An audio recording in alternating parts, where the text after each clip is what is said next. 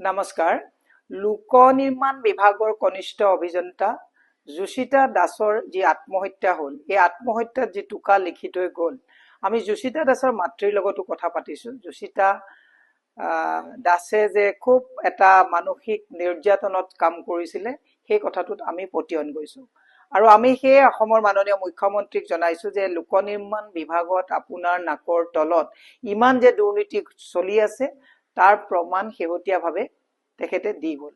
আমি CBI তদন্ত বিচাৰিছোঁ আৰু যাতে ছেকেণ্ড কোনো যোশিতা দাসে আত্মহত্যা কৰিবলগীয়া নহয়, তাৰ প্ৰতি আমি CBI তদন্ত বিচাৰিছোঁ।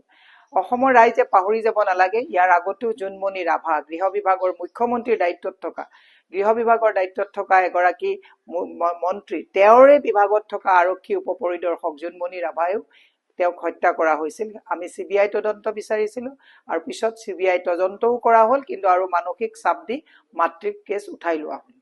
আমি আশা ৰাখিছোঁ যে যোশিতা দাসৰ পৰিয়ালে ন্যায় পাব লাগিব। তেওঁ যিটো মানসিক নিৰ্যাতনত নিজক হেৰুৱাই দিবলগীয়া হ'ল, নিজে আত্মঘাতী কৰিবলগীয়া হ'ল, তাৰ উচিত তদন্ত হ'ব লাগিব।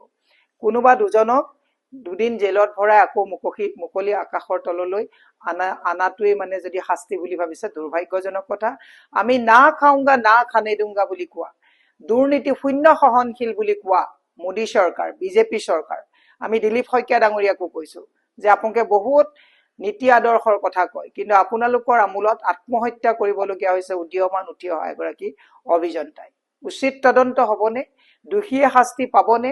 লোক নিৰ্মাণ বিভাগত হৈ থকা যিটো অবাধ মানে যিবিলাক দুৰ্নীতি চলি আছে, তাৰ তদন্ত হ'বনে নহ'ব? মুখ্যমন্ত্ৰীয়ে বালিত মূৰ গুজি লাভ নাই। আমি CBI তদন্ত বিচাৰিছোঁ আৰু কিমান কমিশ্যন আৰু কিমান ধৰণৰ এই যে 12 mm ঠাইত 8 mm বিল দি 12 mm বিল বনোৱা, আধা নিৰ্মাণ কৰা ষ্টেডিয়ামক ফুল নিৰ্মাণ হোৱা দেখুওৱা, এনেকুৱা ধৰণৰ যিবিলাক অপৰাধমূলক মানে যিবিলাক দুৰ্নীতি চলি আছে, ইয়াৰ উচিত তদন্ত আমি দাবী কৰিছোঁ। আৰু যি পৰ্যন্ত এই তদন্ত নহ'ব, আমি এই কথাবিলাক কিন্তু পাহৰি নাযাম। শেষত আৰু এটা কথা কৈ গৈছোঁ, গৰুখুটি কথাটো কিন্তু আমি পাহৰি যোৱা নাই। গীৰগাঁৱক লৈ হোৱা যিটো কেলেংকাৰী, তাৰো তদন্ত আমি দাবী কৰিছোঁ। ধন্যবাদ।